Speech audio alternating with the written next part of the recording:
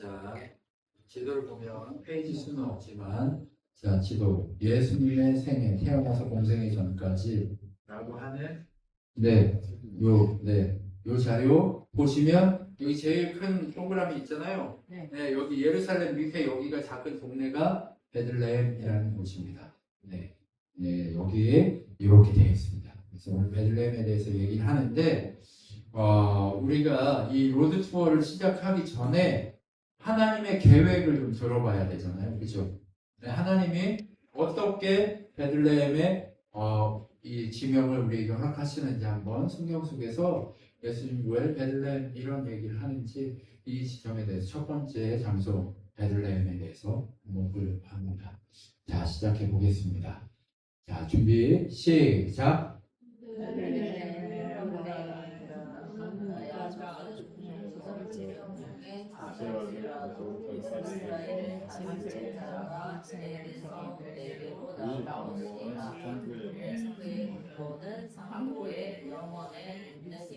네, 미가서 5장 2절 말씀을 가지고 오늘 우리가 볼 겁니다. 그런데 미가를 통해서 이렇게 들려주시는 이 장면은 뭐냐면 메시아가 베들레헴에서 태어난다라고 하는 이야기를 예언한 말씀입니다. 근데 미가가 활동했던 시대는 예수님 오시기 전에 어때요? 700년 전에 미가의 입을 통해서 베들레헴에서 예수님 태어날 거야 라고 하는 이야기를 한 겁니다. 제가 오늘 여러분과 같이 나누려고 하는 건 뭐냐면 하나님이 예수님 오시기 전에 행했던 그런 이야기들이 어떤 건지, 그래서 메시아 오시기 전에 무엇을 준비했는지, 그리고 베들레헴에 왜 오시게 되는지 이런 것들에 대해서 한번 고민을 하면서 얘기를 해보려고 합니다. 그래서 미가의 입을 통해서 우리에게 얘기해주는 이 베들레헴이라고 하는 이 곳은요, 이렇게 읽어야 돼요. 베이스레헴이라고 이렇게 읽습니다. 이렇게 읽는 거예요. 이렇게 읽는데 이 베이스가 뭐냐면 집이에요. 그리고 레헴이라고 하는 게 빵이에요. 그래서 빵집이에요. 베들레헴은요 다른 거 아니고 빵집이에요. 그때 베들레헴의 여관 얘기할 때 우리 바르실레의 아들 그 자손이 베들레헴으로 이주해서 뭐 했다고 했어요?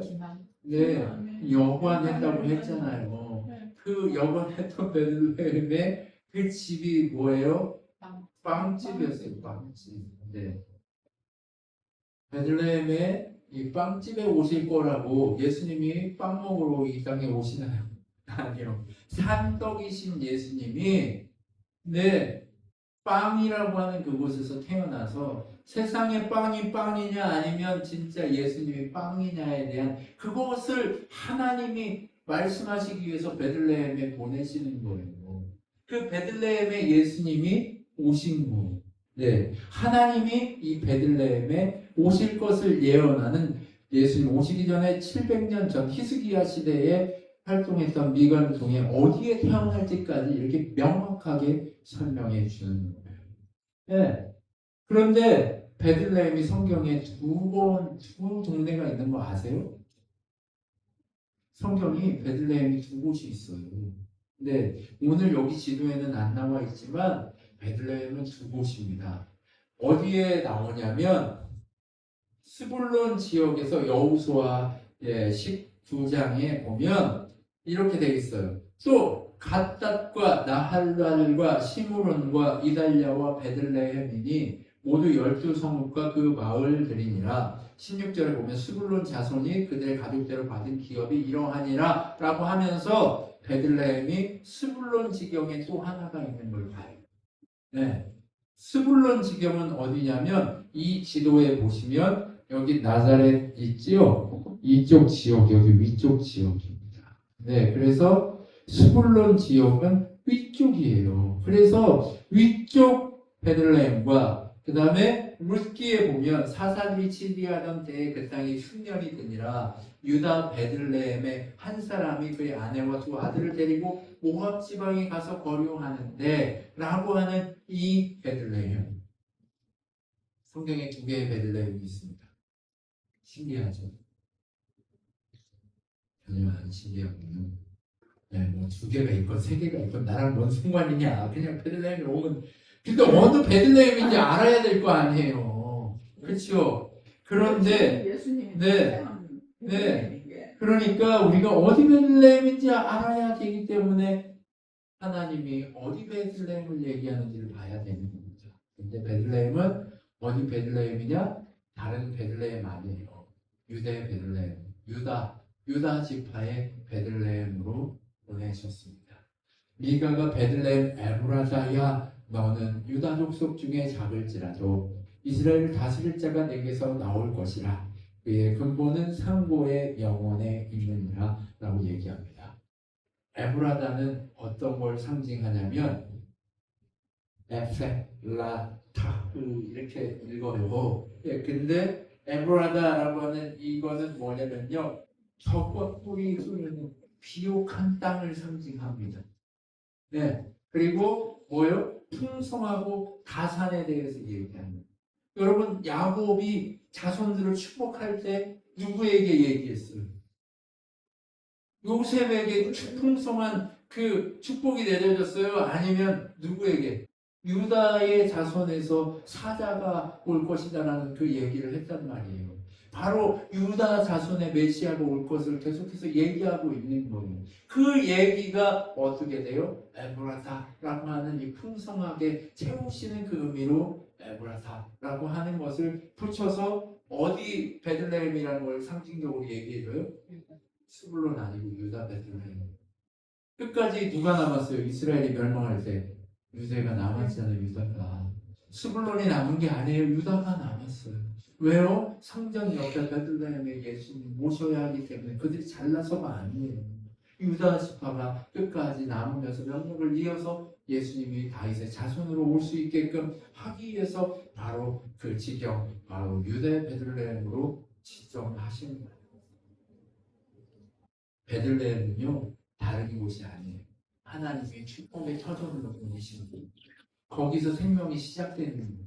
여러분, 우리 지난주에 예수님이 오시는 그 베들레헴 다 어때요? 예수님 베들레헴 어디에서 오셨어요? 마구간 말 부유에 오셨던 거예요. 우리의 삶, 우리의 모든 것 이제 시작이 축복의 시작이 어디서부터 시작해요? 이 마구간에서 시작되는 거예요. 우리가 지금 아무것도 아니고 정말 부족하고 연약하고 아무것도 없는 이 순간부터 시작되는 거예요. 그게 바로 우리 인생의 로드 투어가 시작되는 그 지점입니다. 여러분, 하나님의 축복이 이제 시작되어 가기를 오늘부터 1일을 하시죠. 네. 여러분 한번 옆에 계신 분하고 인사합시다. 오늘부터 1일입니다. 네. 오늘부터 진짜 1일입니다. 뭐 하기만? 축복 받을 삶만 선택하기만. 그러려면 어떻게 돼요? 항상 기뻐하고 쉬지 않고 기도하고 범사에 감사하는 하나님의 뜻, 이것을 이루기 위해서 몸부림쳐야 됩니다. 그래야 나를 통해서 뭐가 보여져요? 하나님이 보여진 역사를 보여주고 있습니다. 내 속에서 울컥 나오는 이거대로 하지 않는 우리가 됐으면 좋겠습니다. 네. 여러분, 베들레헴 바로 그곳에 오실 것을 하나님이 미리 약속하신 바로 이 로드 투어가 시작되기 전에 하나님은 창조 이전부터 이 로드 투어를 계획하고 있습니다. 여러분, 여행을 가려면 가장 먼저 뭘 해야 돼요? 계획을 세워야 되는 계획을. 네. 우리가 여기 동네에 다른 동네로 여행 가더라도 계획을 세우고 집도 어디서 잘지 숙소 뭐 이런 거 다 하듯이 우리 어떻게 해야 돼요? 계획해야 되는 거예요. 그것처럼 하나님도 당신의 아들을 보내기 위해서 몇 년 전부터? 800년 전부터 어디로 보낼 거까지 다 이렇게 정해 놓은 거죠.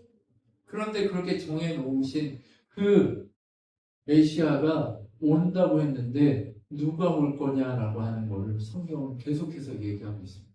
누가 온다고 얘기해요? 네, 성경에 보면 창세기 3장 15절에 보면 여자의 후손이 온다고. 남자의 후손 아니에요. 여자의 후손이 온다. 예수님이 여자의 후손으로 오시잖아요. 네. 우리 인간적인 육신의 방식이 아니라 여자의 후손으로, 바로 여자의 후손으로 오겠다고 언제부터 약속해요? 아니요. 아담이 죄를 지은 때부터. 창세기잖아요. 아담이 죄를 짓고 선악과를 따먹은 직후부터 하나님은 무엇을 보내겠다고 얘기해요? 메시아를 보내는데 여자의 후손을 보내겠다고 얘기해요. 그러면 몇 년 전이에요? 이거는 몇 년 전이라고 판단할 수도 없는 연수예요. 네. 바로 그때부터 하나님이 여자의 후손을 어디로 보낸다? 베들레헴으로 보내요. 뭘로 보내요? 빵으로. 산떡으로 보내겠다고 약속하시는 거예요. 그리고 이 여자의 후손은 누구의 후손이에요? 창세기 22장에 보면 아브라함의 후손으로 보내요. 여러분, 예수님 안에 우리가 누구예요? 아브라함의 후손이잖아요. 그렇죠? 영적으로 아브라함의 후손이잖아요. 그렇죠? 네. 그러면 예수님이 오셔서 우리를 구원하셨듯이 우리는 지금 뭘 해야 되는 거예요? 우리를 바라보고 하나님을 믿어야 할 사람에게 메시아 역할을 해야 되는 거예요. 우리가 얼마나 큰 일을 감당하고 있는지 아시죠? 주한나 집사님 가족의 메시아로 하나님 택하셨습니다. 주한나 집사님 가정이 베들레헴에 지고 있습니다. 김용원 집사님, 이인희 집사님 그 가정에 메시아로 하나님 보내셨습니다. 그리고 그 집이 산떡 대신 예수님의 집이 베들레헴에 지고 있습니다. 네. 경혜진 사모님과 고유승 권사님도 그 집에 메시아를 보내신 적이 있습니다. 산떡을 같이 나누는 그 집에 주인공이 여러분이 되어 있습니다. 여러분, 우리가 주인공입니다. 하나님은요, 바로 아브라함의 씨로, 바로 예수님 그분을 통해 구원받을 많은 씨로 다시 새로운 구원의 역사를 이루려고 베들레헴에 예수님을 보내겠다고 얘기합니다. 그리고 누구의 자손이에요? 다윗의 자손이에요. 근데 다윗은 누구예요? 왕이에요. 근데 우리에게 보내신 메시아, 베들레헴에 오신 메시아, 그리고 그를 통해 구원받은 우리는 바로 다윗의 자손과 같아요. 그럼 우리의 직위는 뭐예요? 왕이에요. 왕같이 살죠. 옆에 계신 분한테 인사하십시오. 대왕마마. 대왕. 여러분, 사람에게 하듯 하지 말고 하나님에게 하듯 하라고 말씀하시는 것처럼 우리가 이제 그렇게 애써보시죠. 우리가 판단하고 우리가 자로되고 긋고 우리가 이렇게 하는 자들이 아니라 이제는 왕으로 대하는 자를 섬기셨으면 좋겠습니다. 우리에게 로드 투어를 시작하는 가장 큰 이유, 첫 번째, 하나님이 예수 그리스도 그분을 보내시는 이유, 그것은 무엇이냐면 하나님이 우리를 축복하시는데 우리를 통해 누구를 보여주고 싶으셔서 그런 거예요? 예수 그리스도 그분을 보여주고 싶으셔서 그런 거예요. 우리가 로드 투어를 시작하는 이유는 뭐냐? 예수님의 가신 그 길을 통해서 우리가 예수님을 닮아보고자 몸부림치기 위해서 이 로드 투어를 시작하고 있는 거예요. 그렇기 때문에 온전히 왕같이 좀 멋진 사람처럼 그렇게 준비했으면 좋겠다는 거예요. 그렇게 준비된 예수님이 오시는 방법은 뭐예요? 아까도 얘기했지만 이사야 7장 14절에 말씀하신 것처럼 처녀가 잉태하여 아들을 낳을 것이요. 죄 없는 자가 오셔서 너희를 대신해서 왜 오실까요? 처녀, 이 무슨 의미가 있어요? 인간의 방식으로 태어난 모든 인간은 죄라는 거예요. 그런데 인간의 방식이 아니라 하나님의 방식으로 회복되어서 살릴 그 사람의 피가 우리를 살릴 것이다라고 하는 하나님의 법이 있었기 때문에 하나님의 계획이 있어서 그를 보내서 뭐 하고 싶으신 거예요? 이사야 7장 14절에 보면 이렇게 되어 있습니다. 왜요? 왜 처녀가 잉태해서 그를 보내요? 7장 14절에 보면 아들을 낳을 것이요 그의 이름을 임마누엘이라 하리라 했어요. 임마누엘이 뭐예요? 하나님 우리와 함께 하시다. 함께 하고 싶어서 그런 거예요. 근데 함께 하려면 어떻게 해야 돼요? 처녀가 낳은 그 아들이 우리를 대신해서 어떻게 해야 된대요? 그가 찔린 우리의 허물 때문이요, 그가 상함은 우리의 죄악 때문이라. 그가 징계를 받음으로 우리가 평화를 누리고 그러니까 채찍에 맞음으로 우리는 나음을 받았도다 라고 얘기하는 거예요. 징계받도록 하기 위해서 온전히 오신 거예요. 그러면 예수님이 징계받았으면 그분의 징계 때문에 우리가 나음을 얻고 구원의 이름을 얻으면 김종만 집사님이 징계받아야 누가 대신 징계받아야 누가 하나님을 봐요? 네. 아들, 딸이 하나님을 보게 돼 있어요. 보이순 권사님이 징계받아야 아들, 딸들이 하나님을 보게 돼 있어요. 우리 조한나 집사님이 우리 임로 목사와 경기 집사님이 우리가 징계받아야 그것을 보게 되어 있어요. 이게 무슨 얘기예요? 예수님을 보여주기 위해서는 대신 징계받은 일이 필요하다는 거예요. 뭐가? 온유하기 위해서 모세가 몸부림쳐서 그것을 참아냈듯이 모세는요 온유한 인간이 아니에요. 하나만 사람을 쳐 죽이는 인간이에요. 근데 그 사람이 그렇게 온유하게 되기까지 얼마나 자기를 쳐 죽였겠어요. 네. 여러분 그냥 생기는 게 아닌 것 같아요. 여러분 오늘 모세를 저에게 말씀하신 하나님이 너를 쳐 죽이라고 말씀하시는 그 마음을 제가 이제 아는 거예요. 여러분 징계를 받아야 한다고 얘기하고 계십니다. 축복의 시작은요 내가 대신 징계를 받는 거예요. 여러분 우리가 징계를 받음으로 평화를 누리는 이 사고, 십자가를 짐으로 우리의 가족이 평화를 누리는 이 사고, 내가 십자가를 짐으로 우리 교회가 평화를 누리는 이 사고, 이것이 우리에게 로드 투어를 시작하게 하시는 하나님의 계획입니다. 하나님은 이거 하고 싶으신 거예요. 징계받도록 하고 싶으신 거예요. 우리가 대신 예수님의 길을 따라갈 수 있게 하고 싶으신 거예요. 우리 여기 지금 제목이 뭐예요? 예수님이 걸어가신 길. 그리고 여기 보면 뭐라고 되어 있냐면 로드 투어 볼륨 1 이렇게 되어 있어요. 여러분 예수님의 길을 우리가 이제 따라가려고 합니다. 여러분 지도를 보면서 우리가 배워가면 이제 여기 하나하나 그 기록을 해가면서 여러분 배워가면 그곳에서 하나님의 능력이 나타나게 될 줄 믿습니다. 어떤 능력이 나타나요? 내가 대신 징계받을 줄 아는 그런 상황을 하게 될 줄 믿습니다. 하나님은요 우리에게 이러한 일들을 만들어 가고 계십니다.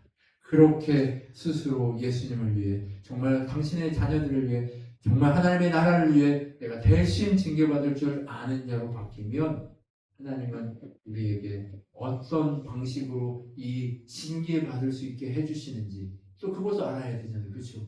우리 내 힘으로 안 되는 거 너무 잘 알잖아요. 그렇죠? 옆에 계신 분한테 고백하시죠. 내가 징계를 대신 못 받아주고 화내고 짜증내고 했던 건 내가 방법을 몰라서 그래. 라고 얘기해 주세요. 내가 방법을 몰라서 그래. 얘기해 주세요. 내가 방법을 몰라. 미안해. 내가 방법을 몰라서 그래. 라고 얘기해 주세요. 네, 진짜 얘기해 주세요. 미안하다. 내가 방법을 몰라서 그렇다. 라고 빨리 크게 얘기해 주십시오. 김동만 집사님. 미안하다. 한번 해주십시오. 내가 방법을 몰라서 그렇다. 네, 이게 제 얘기입니다. 오늘 이 방법을 몰라서 그래요. 하나님 제가 그렇게 고백하니까 하나님이 뭐라고 얘기해 주시냐면 이렇게 이 말씀을 주시는 거예요. 예레미야서 31장 33절에 보면 이렇게 되어 있습니다.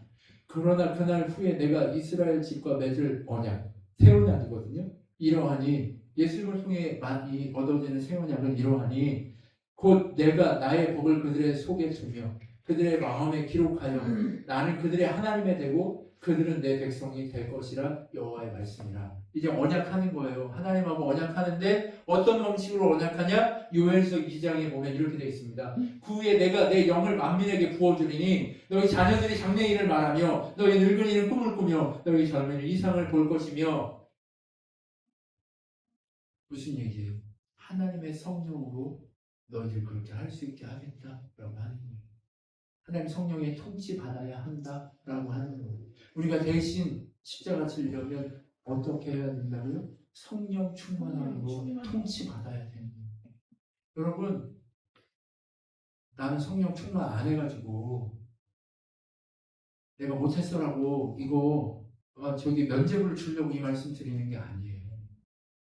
성령을 추구하지 않은 나의 죄 때문에 이것을 우리가 못하는 거예요.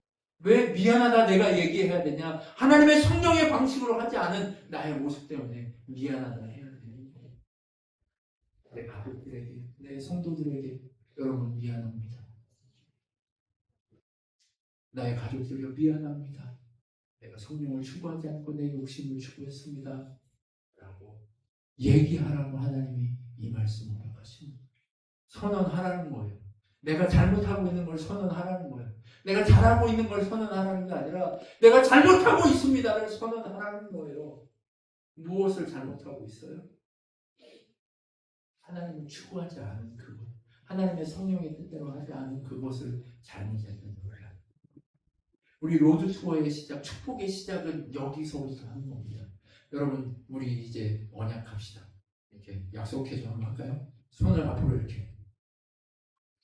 성령님, 성령님 약속합니다. 약속합니다. 성령 하나님의 뜻대로 성령 하나님의 뜻대로 삶을 살아가면서 삶을 살아가면서 대신해서 짐을 지겠습니다. 십자가를 지겠습니다. 십자가를 지겠습니다.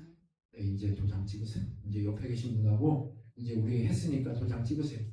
네, 도장 찍으세요. 자, 김 집사님 여기 서진이하고 도장 찍으십시오. 오늘따라 왜 저렇게 눈을 감고 계시는지 모르겠네. 아니 안 그래요. 네, 맹세하지 말라고 했잖아요. 이거는 필요할 것이야. 이거는 맹세해도 돼요. 네, 하나님 성령 충만해서 하는 오늘 거니까. 나한테 네. 함부로 얘기하는 거 네. 성경에도 나오는데 주의를 좀 해야 될 것 같아요. 못 지키는 거는 근데 하지 성령이 말라고. 충만한 것은 늘 부인하는 아니 그럼 성령충만 안 할 거야? 네. 아, 제발 따지지 말고 네 순종하십시오. 네, 차라리 약속을 안 하는 게 더 낫다. 정말 그렇게 순종하라는 거죠. 하나님의 은혜가 우리에게 필요한 줄 믿습니다. 이게 뭐냐면 우리 생각이 너무 우리 마음이 너무 지금까지 우리의 뜻대로 했기 때문에 그래요. 근데 오늘 새 언약을 맺는 날이잖아요.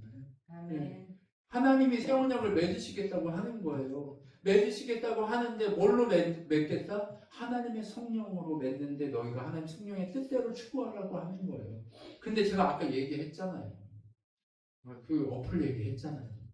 어플을 정말 16번까지 했는데 하루 안 하니까 0이 돼버리더라니까요. 근데 0이 됐다고 실망하고 안 할 거예요? 아니요. 죽을 때까지 계속해서 그걸 추구하자는 거예요. 그게 하나님 방식이더라니까요. 그걸 약속하는 거예요. 내가 무너지더라도, 내가 실패하더라도, 다시 1이 되더라도, 100이었는데 하루 안 해가지고 1이 되더라도 다시 시작하겠다는 거예요. 그럼 결국 다시 100이 될 거라는 거예요. 하나님은 우리에게 오늘 그것을 얘기하고 계신 줄 믿습니다. 그리고 이렇게 계획하고 새 언약을 맺고 우리와 함께하면서 우리의 영을 충만히 부어주시겠다고 하는 이 사건, 이거 왜 이렇게 하시겠다는 거예요? 다른 거 아니에요. 목적은 제사장답게 살고 싶게 하는 거예요.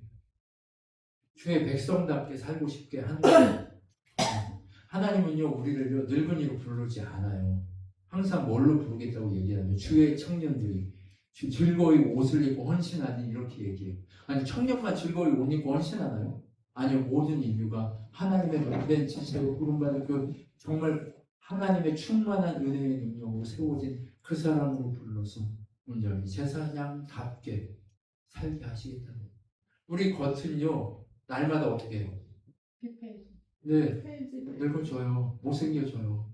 네. 근데 우리의 속사람은 어때요? 날마다 새로워지는, 그게 청년의 그 줄섬을 얘기하는 거예요. 거룩한 옷을 입고 즐겁게 헌신한다는 게 뭐예요? 몸은 늙을 수 있어요. 근데 우리의 속사람이 어떻게 된다? 새로운 모습으로 새 언약의 사람은 성령을 충만해서 영원한 제사장, 멜기세덱의 반차를 쫓아서 서열을 따라서 제사장이 되게 하겠다는 거, 이거 누가 이 제사장 되는 거예요? 예수님이 그 제사장 되는데 예수님 뒤에 누가 서는 거예요? 우리가 서는 거예요. 그래서 어떻게 해요? 목적이 뭐예요? 제사장같이 살게 하시겠어요. 여러분 로드축복을 시작하는 오늘 우리가 해야 될 이 지점이 뭐예요? 바로 이거. 오늘 약속하고 가는 거예요. 이제 하나님 뜻대로만 살겠습니다라고 약속하는. 근데 약속한다고 우리가 못하니까 약속을 안 한다 이거 아니에요. 늘 약속하면 되잖아요. 실패했으면 또 하면 되잖아요. 네. 그래서 나를 저 복종시키면 되잖아요. 그렇게 날마다 그렇게 영원히 제사장답게 그렇게 예수 그리스도 안에서 살면 되잖아요. 그것을 위해서 오늘 공부를 치는 거예요. 여러분 그래서 어떻게 했어요? 함께해서 언제 그렇게 하시겠대요? 로드 투어를 언제 시작하시겠대요? 말라기의 부분을 읽을 때 됐습니다. 크고 두려운 날이 이르게 십니다. 크고 두려운 날이 뭔가요? 심판. 근데 심판이 우리 개인적으로 언제예요? 죽기 전에. 우리가 죽기 전에. 우리가 죽기 전에 예수님 하나님 이게 어떻게 해요? 선택하고 그분 뜻대로 살아갈 수 있게 하시겠다는 거예요. 언제요? 우리가 죽음에 이르기 전에. 전도서에 보면 뭐라고 얘기합니다. 솔로몬이 이 청년의 때에 너희들이 무엇을 기억하라고? 너희들의 모든 것을 관리하시고 세워가신 하나님을 기억하라 얘기합니다.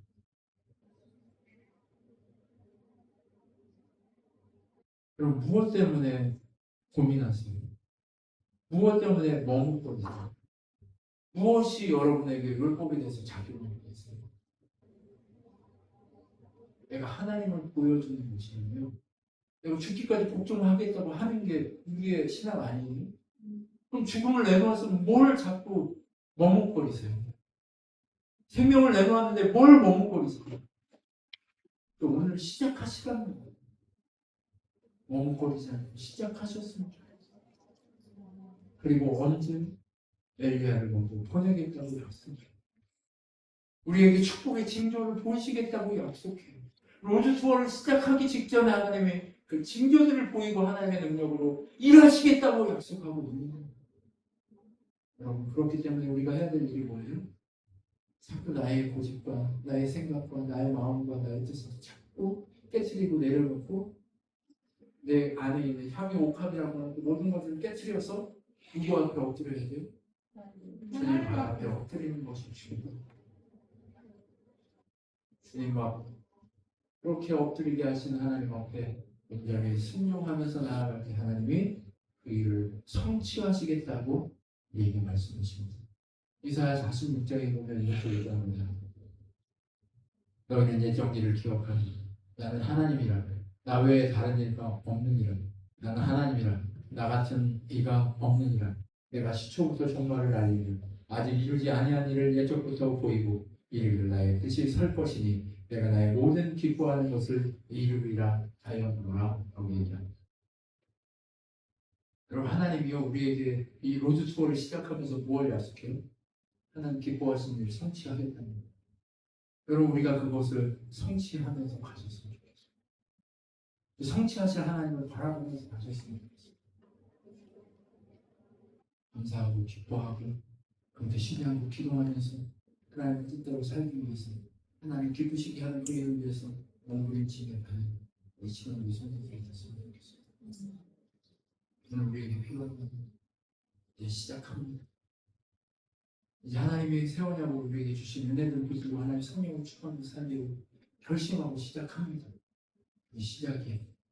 우리에게 일을 이루시는 여호와 우리를 견고케 하시고 우리를 회복케 하시고 우리를 만드셔서 당신의 은혜에 받기에 합당한 그릇으로 채우실 하나님을 찬양하고 추구하면서 걸어가는 여러분이 되셨습니다. 기도하겠습니다. 하나님의 은혜를 찬양합니다. 하나님 놀라운 은혜를 찬양하며 나아갑니다. 우리를 위해 이제 일을 시작하기로 약속하신 하나님, 이제 불평보다 이제 원망보다 이제 내 생각보다 하나님의 뜻대로만 살기로 결정하고 이렇게 몸부림치기로 주님 앞에 서며 주님 앞에 엎드리기로 주님 앞에 무릎 꿇는 우리가 될 수 있도록 역사하여 주시옵소서. 지금은 우리 주 예수 그리스도의 은혜, 하나님의 사랑이 성령 하나님의 위로 충만케 하시고 주만 의지하면서 하나님이 약속하시고 성취하신 그 놀라운 일들이 우리 삶 가운데 드러나서 우리가 예수의 십자가를 보여주는 자로 설 수 있고 그 십자가를 보여주며 살아가는 자로 몸부림치기로 결정한 지난주의 성도들 머리 위에 영원토록 함께 있을지어다. 아멘.